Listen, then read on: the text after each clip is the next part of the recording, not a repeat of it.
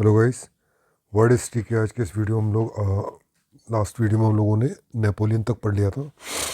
अब नेपोलियन के बाद हम लोग पढ़ेंगे वॉल्कन क्राइसिस, वॉल्कन संकट। तो वॉल्कन क्राइसिस क्या थी? ये बेसिकली ये आप काल ब्लैक सी, एजियन सी और या एड्रियाटिक सी के आसपास जो वॉल्कन कंट्री थे, जैसे सर्बिया हो गया, है ना, रोमानिया हो गया, बुल्गारिया हो गया, ये मॉन्टीनेग्रो हो गया, ये ग्रीस हो गया, ठीक है, ये टर्की हो गया, ऑटोमन एम्पायर था ये बॉस्फोरस जो जल संधि थी वो ये डनलेप जल संधि थी। तो ये पूरा बाल्कन प्रायद्वीप था। तो होता क्या है, ये बाल्कन जो जो प्रायद्वीप था पहले जो कंट्रोल में किसके आ रहा था? ऑटोमन एम्पायर के, है ना। तो ये ऑटोमन जो एम्पायर था इसके अंतर्गत आता था, ठीक। तो जब ऑटोमन एम्पायर धीरे धीरे कमज़ोर हुआ तो इन बाल्कन जो कंट्रीज़ हैं इनमें क्या हुआ, अपनी स्वतंत्रता की जो अपने आप को फ्री करने के लिए इनमें डिमांड्स चलने लगी। कारण इसका सबसे यही था कि जो ऑटोमन एम्पायर था मुस्लिम्स रूलर थे उसके, और ये जितने भी जो जो बाल्कन कंट्री थे ये क्या थे? बेसिकली क्रिश्चियन थे। तो इसमें ये एक बहुत बड़ा रीज़न था, धर्म बहुत बड़ा फैक्टर था। तो होता क्या है, 1870 के दशक में यूरोप में क्षेत्रीय अशांति के कारण ये वॉल्कन संकट हुआ, वॉल्कन क्राइसिस हुआ। इसमें बेसिकली दो युद्ध लड़े गए थे, ठीक है। इसके अंतर्गत ऑटोमन साम्राज्य, तुर्की, यूरोपियन देश, यूनान, बुल्गारिया, सर्बिया, मॉन्टीनेग्रो के मध्य ये टर्की वर्सेस जो जो वॉल्कन कंट्री हैं वो थे। तो मध्य संघर्ष हुआ जिसमें ऑटोमन साम्राज्य पराजित हुआ, वॉल्कन देश स्वतंत्र हुए। कारण क्या था इसमें? भाषाई सांस्कृतिक विविधता, जैसे कि मैंने बताया, भाषा धर्म तो सब अलग था। दूसरा, ऑटोमन जो एम्पायर था वो कमजोर होने लगा। तो तीसरा, बाल्कन देशों में एक रोमांटिसिज्म रोमांटिसिज्म वहाँ पर उठने लगा था। स्वतंत्रता की मांग बहुत तेज़ी से बढ़ने लगी थी। और दूसरे जो ऑटोमन जो साम्राज्य था, फिर इन पर कंट्रोल करने के लिए उनकी जो पॉलिसीज़ थी काफ़ी, इनको मतलब एट्रोसिटी उन पर करने लगे, दमनकारी नीतियाँ अपनाने लगे। तो इससे हुआ क्या, साथ ही साथ विदेशी जो कंट्री थे, जो जो आस पड़ोस के देश थे, नेबरिंग कंट्री, उनके अपने हित थे। जैसे रशिया रशिया चाहता था कि ऑटोमन एम्पायर को वो हराना चाहता था, है ना, क्योंकि वो आसपास की ये तुम्हारे जो गल्फ ऑफ वो डडनलेप जल संधि, ये डडनलेप स्टेट और वॉस्फोरस स्टेट, इस स्टेट के माध्यम से जो यहाँ पे भूमध्य सागर था यहाँ तक आना चाहता था, पूरा ब्लैक सी पर कब्जा कर रहे हैं। तो ये टर्की को कमज़ोर देखना चाहता था। दूसरे जो इंग्लैंड था, इंग्लैंड कभी भी टर्की को, जो ब्रिटेन था, टर्की को कमज़ोर होते हुए नहीं देखना चाहता। क्यों? क्योंकि उसको लगता था कि अगर टर्की कमज़ोर हो गया, वो ये भी नहीं चाहता कि टर्की का बहुत ज़्यादा कंट्रोल बढ़े, लेकिन ये भी नहीं चाहता था कि टर्की कमज़ोर पड़े या जो ऑटोमन एम्पायर है वो ख़त्म हो जाए। क्यों? अगर वो कमज़ोर हो जाता है तो रशिया मजबूत हो जाएगा। तो एक जो पावर बैलेंस के लिए वो ये सब तो सबके अपने अपने इंटरेस्ट चल रहे थे, ठीक है। तो जैसे रूस ऑटोमन साम्राज्य को समाप्त करना चाहता ताकि भूमध्य सागर तक उसकी एक्सेस मिल जाए उसको, और ब्रिटेन ऐसा नहीं चाहता था क्योंकि शक्ति संतुलन, इससे बैलेंस ऑफ पावर बिगड़ जाता। दूसरा संघर्ष क्या हुआ, बाल्कन देशों के आपस में ही हुआ। तो पहला जो वॉर थी वो ऑटोमन एम्पायर से अलग होने के लिए थी। फिर दूसरा जो संघर्ष हुआ वो आपसी उनमें बाल्कन देशों में आपस में हुए। क्यों? ज़्यादा से ज़्यादा लैंड कब्जाने के लिए, है ना, समुद्र पे जो है ना, समुद्र सी रूट्स पर एक्सेस के लिए उनको आपस में झगड़ा हुआ। आपसी हित उनके थे। भाषाई निर्जातीय विविधता, जैसे ये बुल्गारिया वगैरह जो कंट्री था, बुल्गारिया, रोमानिया, इसमें इसमें सर्बिया वगैरह, इसमें चलता था रशियन इन्फ्लुएंस, है ना। तो स्लाव जो जाति थी, जो बेसिकली जो रशिया की, रशिया में भी बहुत बड़ी जाति स्लाव थी, सर्बिया वगैरह में जो थी। तो स्लाव जनजाति का था, रशिया और ये सर्बिया आपस में कनेक्टेड थे। तो इसीलिए रूस ने सर्ब स्लाव सम्मेलन का भी आयोजित किया, है ना। और जर्मनी क्या कर रहा था? जर्मनी ऑस्ट्रिया को सपोर्ट करता था क्योंकि ऑस्ट्रिया में जर्मन मूल के जो पॉपुलेशन थी जर्मन मूल की ज़्यादा थी। परिणाम क्या हुआ? ऑस्ट्रिया सर्बिया में संघर्ष छिड़ गया। तो संघर्ष छिड़ गया तो ऑस्ट्रिया के जो ड्यूक थे, इसकी जो जो सर्व लोग थे, जो इनका एक रेडिकल ग्रुप था, जो एक्सट्रीमिस्ट ग्रुप था, उन्होंने इनकी हत्या कर दी। यहीं से फर्स्ट वर्ल्ड वॉर शुरू हुआ। तो कहते हैं कि मतलब जो वॉल्कन क्राइसिस है, वॉल्कन क्राइसिस में ही फर्स्ट वर्ल्ड वॉर के बीच छुपे हुए थे, वहीं से ही फर्स्ट वर्ल्ड वॉर शुरू हुई। ठीक है, तो ये वॉल्कन क्राइसिस हो गया। नेक्स्ट टॉपिक है जर्मनी के एकीकरण में बिस्मार्क की भूमिका। तो जर्मनी का एकीकरण जो 19वीं सदी की सबसे महत्वपूर्ण घटना थी, और इसमें जो बिस्मार्क क्या था, बिस्मार्क की सबसे इम्पोर्टेंट भूमिका थी इसमें। अब बिस्मार्क इटसेल्फ क्या था, एक मिनट। बिस्मार्क जो था, जो प्रशा प्रशा जो आज का जर्मनी है उसका जो चांसलर था, ठीक, विलियम फर्स्ट उसका शासक था, उन्होंने उसको इसको चांसलर के रूप में नियुक्त किया। तो बिस्मार्क क्या था, एक बड़ा यथार्थवादी मतलब राजनीतिज्ञ था। ठीक है, इसे यूरोप की जो राजनीतिक समझ काफ़ी अच्छी इसकी राजनीतिक समझ थी। और फिर इसने क्या किया कि जो विलियम फर्स्ट थे, जो जर्मनी के राजा थे, उसको अपने विश्वास में लेकर जर्मनी की एकीकरण के इन्होंने प्रयास किया, मतलब शुरुआत कर दी। तो इन्होंने जो कहा था, जो इन्होंने एकीकरण जर्मनी के एकीकरण के लिए जो पॉलिसी अपनाई, वो रक्त और लौ की इनकी नीति थी। इन्होंने कहा भी था इसको लेके कि जर्मनी का एकीकरण बौद्धिक भाषणों, आदर्शों व बहुमत से नहीं होगा, बल्कि किससे होगा, रक्त और लौ की नीति से होगा, अर्थात शक्ति के बल पर। ये प्रजा के सशक्तिकरण, एकत्रीकरण, मतलब जर्मनी के एकीकरण की बात करते थे। तो सबसे पहले इन्होंने क्या किया, सबसे पहले जो काम किया, जो प्रजा है उसको सशक्त करना शुरू किया, क्योंकि उस टाइम इतना स्ट्रॉन्ग नहीं था। लेकिन इसको पहले इन्होंने सोचा कि पहले हम जर्मनी को स्ट्रॉन्ग, यानी प्रजा को स्ट्रॉन्ग करते हैं, उसके बाद ये सब चीज़ें करेंगे। फिर इसी क्रम में एकीकरण क्रम में इसने 3 वॉर लड़ी। पहला था 1864 में डेनमार्क से युद्ध लड़ा। ठीक, तो इस डेनमार्क के साथ जब युद्ध लड़ा, तो इसने क्या करा, सबसे पहले जो ऑस्ट्रिया है, ऑस्ट्रिया से एक संधि कर ली, ट्रीटी कर ली, है ना।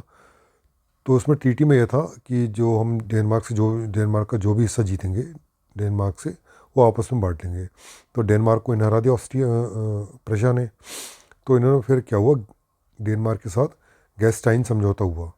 इसमें स्लेस्लिविंग स्लेस्लिविंग जो मिला, और ये पर्शिया को मिला। हॉलस्टाइन का जो क्षेत्र था, ये ऑस्ट्रिया को मिला। लेकिन इसने बहुत बड़ी एक चाल खेली थी, जो हॉलस्टाइन का एरिया जानबूझकर इसने ऑस्ट्रिया को दे दिया। क्यों? क्योंकि वो जो एरिया था, वो जर्मन बाहुल, जर्मन जो रेसेस थी ना, जर्मन जो जाति थी, उसका उसकी मेजॉरिटी थी वहाँ पे। ठीक है, खुद, क्योंकि इसका पता था बाद में, अभी तो दे दे रहे हैं लेकिन बाद में यहाँ पर इसको, इस क्षेत्र को इनस्टेबल करके हम लोग इसको कब्जा लेंगे। तो उन्होंने बाद में यही किया। ठीक है, तो यहाँ से हॉलस्टाइन उसने क्या दे दिया, ऑस्ट्रिया को दे दिया। अब दूसरी इसने वॉर लड़ी, सैंडोवा का युद्ध। सैंडोवा का ये वॉर थी 1866 में, ये ऑस्ट्रिया से लड़ा। ठीक है, तो लेकिन ऑस्ट्रिया से लड़ने से पहले इसने क्या करा, रशिया, इंग्लैंड, इटली, फ्रांस को इससे बिल्कुल अलग कर दिया। मतलब ऐसी इसने डिप्लोमेसी चली कि ये चारों कंट्री इससे अलग हुए। मतलब इसको जो ऑस्ट्रिया बिल्कुल अलग तरह पड़ गया। फिर इसने क्या करा, आराम से ऑस्ट्रिया को हरा दिया, और प्राग की संधि करके हॉलस्टाइन क्षेत्र भी जर्मनी प्रशा में मिला लिया। तीसरा इसका ये युद्ध था, सेडोन का युद्ध था, जो 1870 में लड़ा गया। ये इसने लड़ा नेपोलियन थर्ड किसका, तो फ्रांस, उस टाइम फ्रांस का राजा था। तो चूँकि सैंडोवा को जब युद्ध हुआ था, तो इसने क्या अपनी डिप्लोमेसी के जरिए रशिया, इंग्लैंड, इटली, फ्रांस, ने सबको अलग कर दिया था ऑस्ट्रिया से। अब चूँकि जब जब जब ये हारा ना ऑस्ट्रिया, हालांकि ये फ्रांस समझ रहा था, इसलिए अलग हो गया, फ्रांस समझ रहा था कि प्रशा जो है लड़ाई करेगा से ऑस्ट्रिया से, तो ऑस्ट्रिया भी कमज़ोर होगा, और क्या तुम्हारे जो प्रशा है वो भी कमज़ोर होगा, और बाद में क्या हो, जब कमज़ोर हो जाएगा तो मैं इन दोनों को जीत लूँगा। ठीक है, तो फ्रांस के ये दिमाग में चल रही थी। लेकिन हुआ इसका उल्टा, युद्ध ज़्यादा दिन चला नहीं, कम ही दिन में उसने ख़त्म कर दिया। बिस्मार्क ने थोड़े ही दिन में इसको युद्ध को, वॉर को ख़त्म कर दिया। तो अब इसके जो कान खड़े हो गए, जो नेपोलियन थर्ड था, और इसकी बेइज्जती भी हो गई एक प्रकार से, कि भाई, क्योंकि काफ़ी स्ट्रॉन्ग था उस टाइम फ्रांस, और उसके नीचे, मतलब उसकी नाक के नीचे कंट्री को हरा दिया, है ना। तो और जो प्रशा और स्ट्रॉन्ग होके उभरने लगा। तो इसकी एक मतलब क्या कहते हैं ना, एक इसके ईगो पे आ गया था। तब एक थर्ड वॉर हुई थी प्रशा और इसकी फ्रांस की, सेडोन युद्ध 1870 में। इसमें क्या हुआ, नेपोलियन थर्ड हार गया, है ना। यहीं से फिर फ्रैंकफर्ट की संधि हुई, और एशियन और लॉरेन का जो क्षेत्र था, ये प्रशा को मिल गया, है ना। इस युद्ध के बाद फ्रांस इतना मतलब जलने लगा इससे, जर्मनी से बहुत ज़्यादा उसमें मतलब जर्मनी के प्रति नफरत हो गई, ठीक है। और यहीं से धीरे धीरे जो वर्ल्ड वॉर आ रही थी, फर्स्ट वर्ल्ड वॉर, ये भी एक कारण बनना शुरू हो गई, जो फ्रैंकफर्ट की संधि थी। तो इस देखते हैं बिस्मार्क के नेतृत्व में ये 3 युद्ध लड़े गए। इन तीनों युद्ध के माध्यम से जर्मनी का एकीकरण किया गया और यूरोप के मंच पर एक शक्तिशाली राष्ट्र का उदय हुआ, ठीक है। और ये फ्रैंकफर्ट की जो संधि थी फर्स्ट वर्ल्ड वॉर का एक प्रमुख कारण बनी। अब जो नेक्स्ट टॉपिक है वो इंडस्ट्रियल रेवोल्यूशन है। तो इंडस्ट्रियल रेवोल्यूशन, इस टॉपिक में हम लोग इसकी डेफिनेशन देखेंगे, इसके कारण देखेंगे, और इंग्लैंड में ही क्यों हुई परिणाम देखेंगे। केवल तकनीकी क्रांति नहीं बल्कि सामाजिक क्रांति भी थी। भारत के आर्थिक जीवन पर इस पर क्या प्रभाव पड़ा, ये जितने भी रखे हैं ऊपर ये क्वेश्चन के रूप में आए हैं, तो उसी को क्वेश्चन के रूप में डिटेल इसको डिस्कस कर लेंगे। इंडस्ट्रियल रेवोल्यूशन, और नॉर्थ टाइनवी ने इसको वर्ड में बोला था उत्पादन प्रणाली में परिवर्तन, है ना। क्या परिवर्तन, घरेलू प्रणाली से कारखाना प्रणाली। पहले क्या होता था ब्रिटेन में, जो काम होता था मतलब कोई प्रोडक्शन होता था तो कच्चा माल घरों में जा जा के दे देते थे, वहीं पे इनको तैयार किया जाता था और जो कंपनी होती थी घरों से मंगवा ले लेती थी, है ना। तो इस तरह से प्रोडक्शन चल रहा था, लेकिन उसकी जगह इसमें क्या है, कारखाने बनने शुरू हो गए। कारखाने ऐसा स्पेस था जहाँ पर लोग आके काम करते थे। तो इससे क्या हुआ, जो कंपनी का इससे काफ़ी फ़ायदा होने लगा, ठीक है। तो उत्पादन प्रणाली में परिवर्तन आ गया, जो घरेलू उत्पादन से कारखाना प्रणाली, मानव श्रम से मशीनों पर शिफ्ट हो गए और आधुनिक व्यापार तंत्र की स्थापना इसके अंतर्गत देखी गई। तो ये पूरी जो व्यवस्था बनी इसको एक इंडस्ट्रियल रेवोल्यूशन कहते हैं। केवल उत्पादन प्रणाली में ही परिवर्तन नहीं आया बल्कि सामाजिक और सांस्कृतिक ढांचे में भी परिवर्तन करा इसने, इंडस्ट्रियल रेवोल्यूशन ने। अब इंडस्ट्रियल रेवोल्यूशन के कारण देख लेते, कारण क्या थे। कारण पहला वो पुनर्जागरण प्रबोधन, यहाँ से एलोगवाद, मानववाद, तार्किकतावाद पर बल दिया गया। दूसरा व्यावसायिक क्रांति। व्यावसायिक क्रांति कैसे हुई, जो जो ब्रिटेन या यूरोपियन कंट्रियों ने अलग अलग उपनिवेश बना रखे थे, और उपनिवेशों से बहुत सारे कच्चा सामान लेकर आते, वहाँ से जो भी लाभ प्राप्त होता था, ठीक है। और जो दासों का व्यापार, जो दासों का ट्रेड होता था, स्लेव ट्रेड, तो इससे एक व्यवसायिक क्रांति इससे उत्पन्न हुई, इससे काफ़ी इनका लाभ इनको प्राप्त हुआ।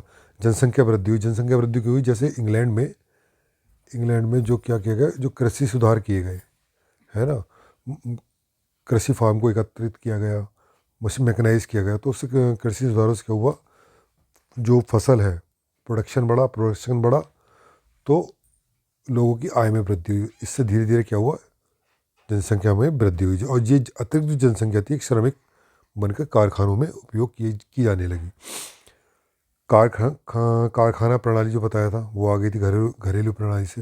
राष्ट्रवाद राष्ट्रवाद ने इंडस्ट्रियल रेवोल्यूशन में बहुत बड़ी भूमिका निभाई, क्योंकि इस राष्ट्रवाद के जैसे उपनिवेशों की स्थापना, किसी देश पर कब्जा करना, उपनिवेश बनाना, ये एक प्रकार से इन्होंने राष्ट्रीय गौरव बना लिया था कि अगर हम कोई देश को उपनिवेश बना रहे हैं, अपनी कॉलोनी बना रहे हैं, तो वो एक राष्ट्रीय गौरव की बात है हमारे, तो उसको राष्ट्रवाद से जोड़ कर देख लिया। तो ऐसे उपनिवेशवाद को बल मिला, उपनिवेशवाद नहीं, इंडस्ट्रियल जो अतिरिक्त लाभ मिला वो इंग्लैंड में या किसी यूरोपीय देशों में जो साइंस एंड टेक्नोलॉजी है उसमें उसको इन्वेस्ट किया गया, इंडस्ट्री लगाने में इन्वेस्ट किया गया, यानी एक प्रकार से इन्वेस्टमेंट उनका बढ़ा। तो इसने उपनिवेशिक खोज ने या राष्ट्रवाद ने कैसे इंडस्ट्रियल रेवोल्यूशन को बढ़ावा दिया। अमेरिकी और फ्रांसीसी क्रांति। अमेरिकी और फ्रांसीसी क्रांति के बाद जो उदारवादी शासन प्रणाली आई, इसने भी इसको महत्व दिया, क्योंकि उदारवादी प्रणाली ही फ्री ट्रेड, जो फ्री इकॉनमी है या मुक्त व्यापार है, उसको प्रमोट करती है। जब तक मुक्त व्यापार प्रणाली नहीं आएगी तब तक इंडस्ट्रियल रेवोल्यूशन सफल हो नहीं पाएगा, क्योंकि इंडस्ट्री का डेवलपमेंट या इकोनॉमी का जो ग्रोथ है, मार्केट इकॉनमी, वो एक प्रकार से उदारवादी शासन प्रणाली में ही संभव है, क्योंकि वो इसको सपोर्ट करता है। अब ये क्वेश्चन आता है इंग्लैंड में ही क्यों, तो इंग्लैंड के अनुकूल भौगोलिक स्थिति थी, उसका देश की जो स्थिति थी वो द्वीपीय आकार था। तो द्वीपीय आकार क्या था, द्वीप आकार होने का पहली बात तो यूरोप के और कंट्रियों से वो दूर था, यूरोप के जो और देश थे उनसे वो दूर था, है ना। तो जो यूरोप में जो भी घटनाएं होती थी उसको कम ही प्रभावित करती है। दूसरे, ये जो इंग्लैंड था, इंग्लैंड के जो तट थे, ये प्राकृतिक तट थे, काफ़ी कटे फटे थे, है ना। तो इन कटे फटे तट के होने के कारण यहाँ पर बंदरगाह के विकास, जो जो जो पोर्ट हैं, सी पोर्ट हैं, उनके डेवलपमेंट पे काफ़ी मतलब इजीली वहाँ पर डेवलप किया जा सका। इसी कारण इन्होंने नौसैनिक, जो नौसेना थी इनकी, काफ़ी स्ट्रॉन्ग थी, नेवल नेवल फोर्सेस। दूसरे संसाधन में तो कोयला हो गया, जैसे सांसी क्षेत्र में, वो पेनाइन क्षेत्र वगैरह में जो कोयला वगैरह मिलता था, तो संसाधन में भी ठीक ठाक संसाधन मिलते थे ब्रिटेन में, तो इन्होंने इसको इन्फ्लुएंस किया इंडस्ट्रियल एवोल्यूशन को। अनुकूल अनुकूल राजनीतिक दिशा, जो वहाँ पे शासन, संसदीय प्रणाली तो आ गई थी, है ना, और शासक भी था। लेकिन शासक जो था, वहाँ का राजा जो थे ब्रिटेन के, वो काफ़ी मतलब प्रोग्रेसिव थे, ठीक है, इसके पक्ष में थे, उदारवाद वगैरह के, इसलिए संसदीय प्रणाली लेके आए, उदारवाद लेके आए वो अपने यहाँ, तो इसके पक्ष में थे, तो इसलिए उन्होंने क्या, इंडस्ट्रियल रेवोल्यूशन को भी सपोर्ट किया। कृषि सुधार आए ब्रिटेन में, जैसे भूमि सुधार हो गया, सीड ड्रिलिंग मशीन आ गई, जिससे उत्पादन बढ़ा और अतिरिक्त पूंजी लाभ, जो पूंजी लाभ हुआ और निवेश के रूप में काम आया। वैज्ञानिक क्रांति, इससे पहले बस उद्योग में स्पिन जेनिंग तकनीकी का प्रयोग किया जाने लगा था, संचार के लिए वायरलेस का उपयोग, और परिवहन के लिए, है ना, भाप के स्टीम इंजन, ये सब आ गए थे। तो इन्होंने, वैज्ञानिक क्रांति ने भी इंडस्ट्रियल रेवोल्यूशन को प्रोत्साहित किया। विस्तृत औद्योगिक साथ ही साथ जो इंग्लैंड का जो उपनिवेश थे पूरी दुनिया में फैले हुए थे, तो वहाँ से जो कच्चा माल के रूप में, है ना, पूंजी के रूप में वहाँ से लाभ मिल रहा था, कच्चा माल भी मिल रहा था, और तैयार, जो उनका तो तैयार माल होता है उसके लिए एक बाजार भी मिल रहा था। तो इसने उपनिवेशों ने कच्चा माल भी दिया और एक बना बनाया मार्केट भी इनको प्रोवाइड कराया। तो इनने इंडस्ट्रियल रेवोल्यूशन में काफ़ी बड़ी भूमिका निभाई। परिणाम क्या हुआ, आर्थिक क्षेत्र में उत्पादन काफ़ी बढ़ गया, शेयर मुद्रा और बैंकिंग प्रणाली सिस्टम, ये शेयर आया, है ना, मुद्रा सिस्टम आया, बैंकिंग प्रणाली, ये सब आई। शहरीकरण बना शहरीकरण तेज़ी से हुआ। परिवहन प्रणाली, वहाँ परिणाम, परिवहन का विकास हुआ, नागरिक सुविधाओं में वृद्धि, नकारात्मक हुआ, जैसे छोटे उद्योगों से पतन हो गया, आर्थिक विषमताएं काफ़ी बढ़ने लगी, और श्रमिकों का, जो इंडस्ट्री में काम करते थे वर्कर, उनका भी काफ़ी शोषण होने लगा। राजनीति में क्या परिणाम हुए, उपनिवेशवाद को बढ़ावा मिला, क्योंकि उपनिवेशवाद कहीं ना कहीं उनको कच्चा माल और बाजार दोनों ही प्रोवाइड करा रहे थे। उदारवादी शासन प्रणाली, इसको काफ़ी लोकप्रियता मिली। राज्यों के कार्य में वृद्धि हुई, सार्वजनिक सार्वजनिक कार्य के साथ साथ कानून व्यवस्था भी, कानून व्यवस्था में भी काफ़ी योगदान उनको देना पड़ा। क्यों, क्योंकि जब इंडस्ट्री होती थी, इंडस्ट्री लगाई जा रही थी, उसमें काम करने के लिए पूंजीपतियों की सुरक्षा के लिए, सुरक्षित करना उनको बहुत ज़रूरी था, इसलिए उन्होंने कानून व्यवस्था पर ज़्यादा ध्यान देना शुरू किया, ठीक है। अगला है, समस्याएं भी कुछ आई थी, जैसे पूंजी, जो इंडस्ट्रियल रेवोल्यूशन के कारण इन्हें पूंजीवाद को जन्म दिया। और पूंजीवाद हमेशा क्या होता है, श्रमिकों के शोषण, श्रमिकों का शोषण करने शुरू कर दिया, और श्रमिकों के शोषण से एक नई विचारधारा निकल के आई, समाजवादी विचारधारा का उदय हुआ, ठीक है। तो इससे क्या हुआ, पूरी दुनिया पूंजीवाद वर्सेस समाजवाद में डिवाइड हो गई। सामाजिक क्या परिणाम हुए, स्वास्थ्य सुविधाओं में वृद्धि हुई, पॉपुलेशन में वृद्धि हुई, है ना, क्योंकि स्वास्थ्य सुविधाओं में वृद्धि होने से पॉपुलेशन में वृद्धि हुई। एकल परिवार प्रणाली आई, क्यों, क्योंकि जो खेती करते थे, जो फार्मर थे, जो वो लोग शहर आए, तो फैमिली अकेले तो आए, पूरी फैमिली थोड़ी ना लेकर आए, वहीं पर उन्होंने अपनी एक छोटी फैमिली बना ली, ठीक है।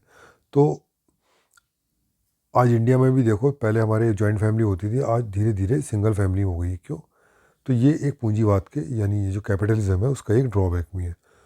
उच्च शिक्षा में वृद्धि, मैनेजमेंट, इंजीनियरिंग की शिक्षा आई, मैनेजमेंट की शिक्षा आई, है ना।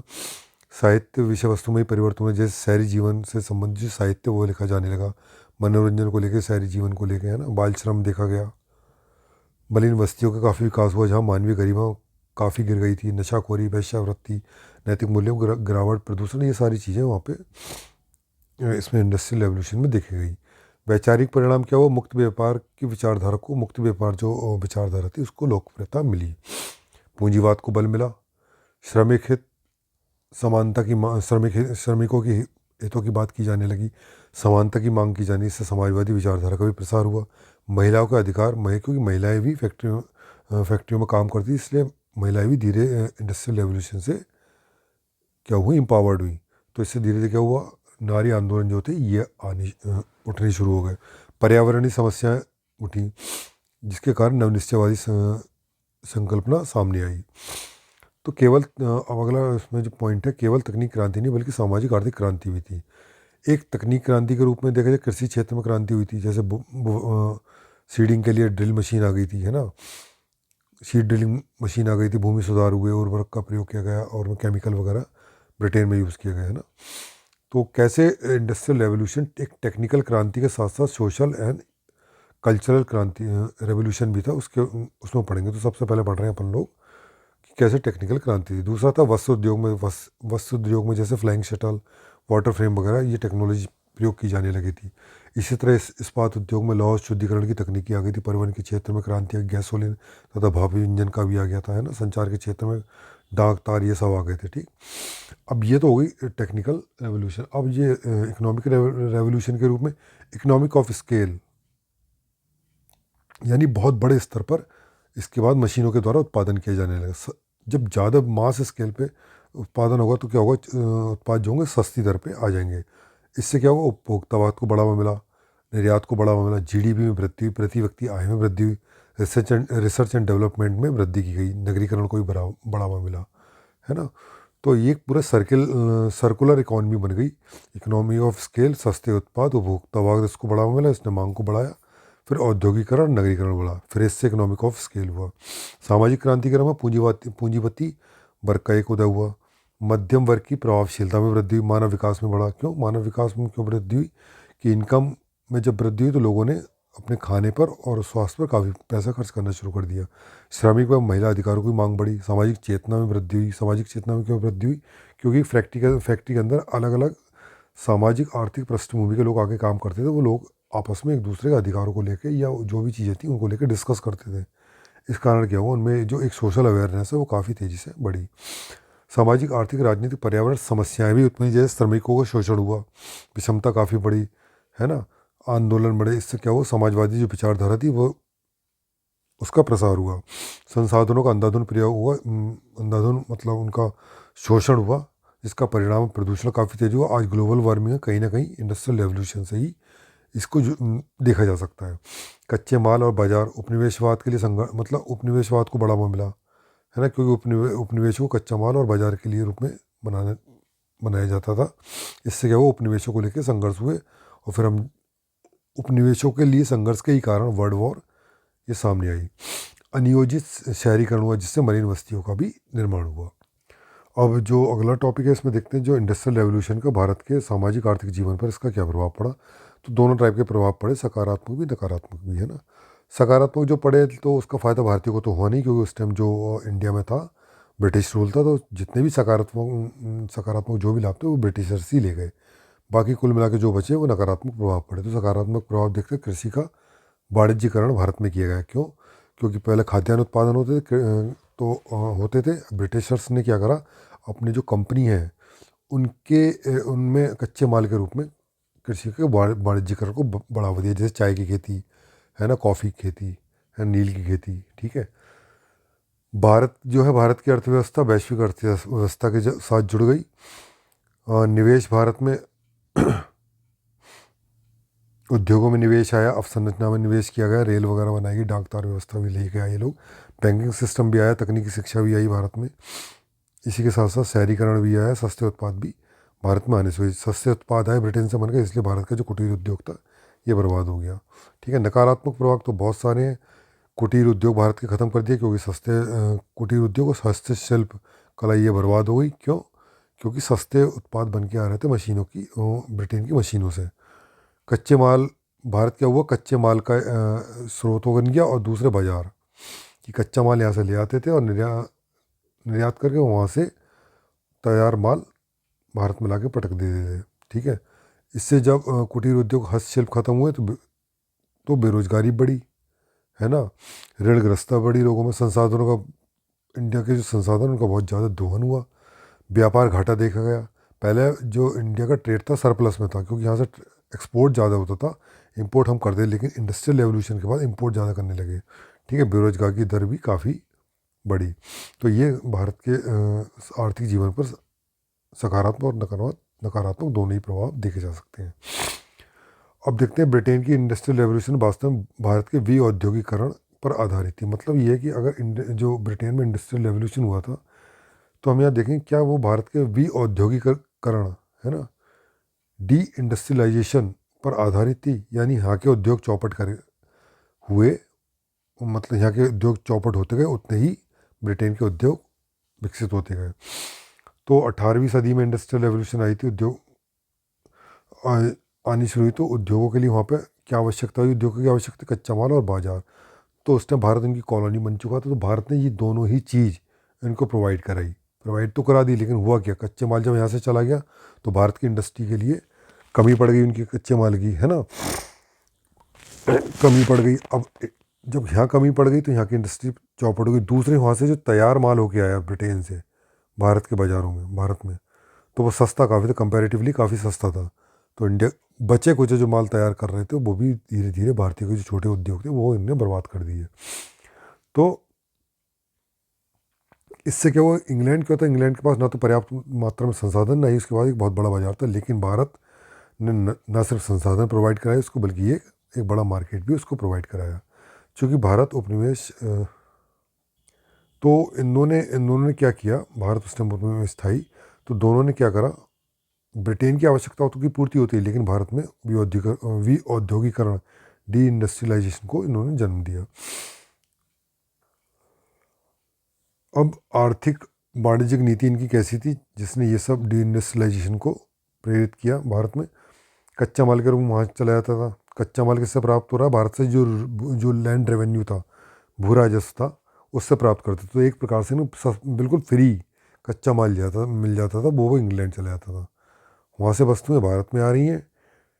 इंडिया से जो वस्तु बन के अगर ब्रिटेन जाती थी उस पर ये लोग लगाते थे ब्रिटेन में टैरिफ ज़्यादा, है ना, उस पर इतना ज़्यादा टैरिफ लगा देते थे कि वहाँ पर कॉम्पिटेटिव वो रह ही नहीं पाती थी, इतनी महंगी हो जाती थी कि ब्रिटेन के लोग खरीदते ही नहीं थे। ठीक है, लेकिन जो इंडिया से ब्रिटेन से बन के जो तैयार होकर माल आ रहा था, उस पर जो ब्रिटिश सरकार थी जो इंडिया पर गवर्न कर रही थी, वो टैरिफ लगाती नहीं थी, लगाती थी, ये बहुत कम टैरिफ लगाती थी, तो इतने सस्ते रहते थे उनके जो इंडिया के जो जो ओरिजिनली जहाँ के जो इंडिजिनियस प्रोडक्ट थे उनसे, उनके कंपैरिजन में काफ़ी सस्ते रहते थे।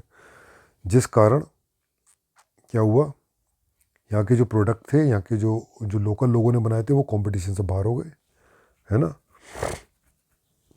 उद्योग इंडिया में स्थापना हुई, उद्योगीकरण हुआ इंडिया में, लेकिन वो उद्योगीकरण जो था वो इसलिए हुआ कि ब्रिटेन से इंडिया से ब्रिटेन में कच्चा माल ले आने के लिए लागत बढ़ जाती थी। इसने कहा इससे बढ़िया क्या करो, इंडस्ट्री को इंडिया में शिफ्ट कर दो, सस्ता श्रम मिल जाएगा वहाँ फ्री का, है ना, और लोकली तुमको रिसोर्सेज मिल जाएंगे।